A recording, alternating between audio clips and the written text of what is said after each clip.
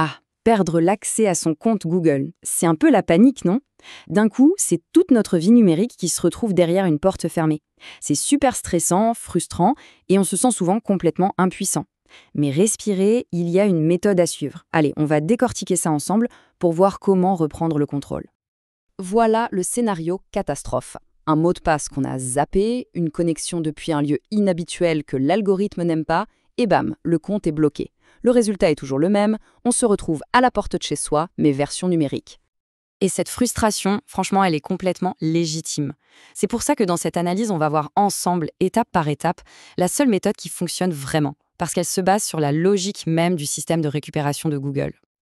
Alors, attention, avant même de foncer tête baissée dans la procédure, il y a une phase de préparation qui est absolument essentielle.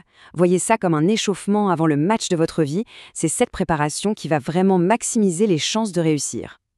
L'idée qu'il faut retenir ici, elle est toute simple. L'algorithme de Google cherche des signaux de confiance. Chaque point sur cette liste, c'est un bon point pour nous. Utiliser un ordinateur qu'on utilise tous les jours, depuis le Wi-Fi de la maison, sans VPN qui brouille les pistes, ce sont des preuves en béton qu'on fournit au système avant même d'avoir commencé. Bon, une fois que tout ça est en place, on peut enfin s'attaquer au processus de récupération.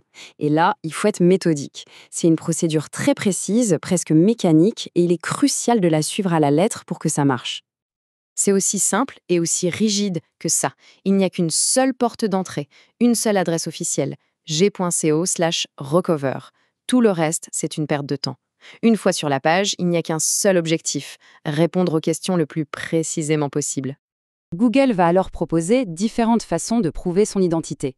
Le conseil d'or, c'est de choisir l'option où l'on est le plus sûr de soi. Si on a accès à son téléphone de secours, c'est souvent la voie royale. Se souvenir d'un vieil mot de passe, même si ce n'est pas le bon, c'est aussi une info super précieuse. Chaque bonne réponse, c'est un point de marqué pour nous.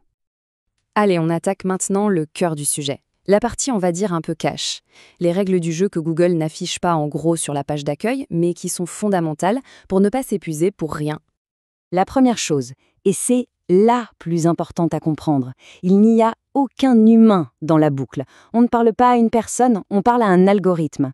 Sa seule mission, c'est de comparer les réponses fournies avec ce qu'il a en mémoire. Il n'y a pas d'émotion, pas de contexte, juste des données. Et ça nous amène à ce chiffre. 0. C'est le nombre de personnes chez Google qui peuvent intervenir à la main pour débloquer un compte gratuit. Personne. Ni le support client, ni les modérateurs sur les forums. La décision, elle appartient à 100% à l'algorithme. Point final.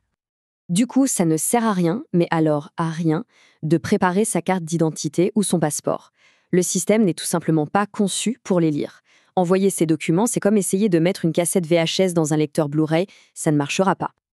Et là, attention au piège classique. Si une tentative échoue, le pire réflexe, c'est de recommencer tout de suite, en boucle. Pour le système, ça, c'est une activité suspecte, un signal d'alerte rouge.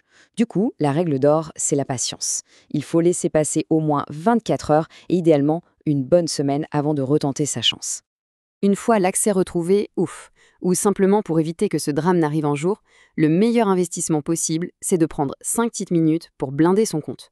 C'est un tout petit effort pour une immense tranquillité d'esprit. Alors, concrètement, comment on fait? C'est un plan d'action très simple. D'abord, on va sur la page du check-up sécurité de Google. On vérifie que le numéro de téléphone et l'email de secours sont bien à jour.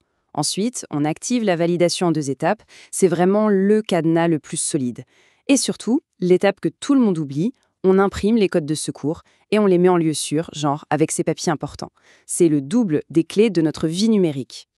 Voilà, on a vu ensemble comment récupérer et surtout comment bien protéger un compte Google. La question finale, c'est de se la poser à soi-même. Est-ce que mon compte est vraiment aussi sécurisé que je le pense? Prendre ces 5 minutes maintenant, c'est peut-être ce qui va nous éviter des heures de stress plus tard.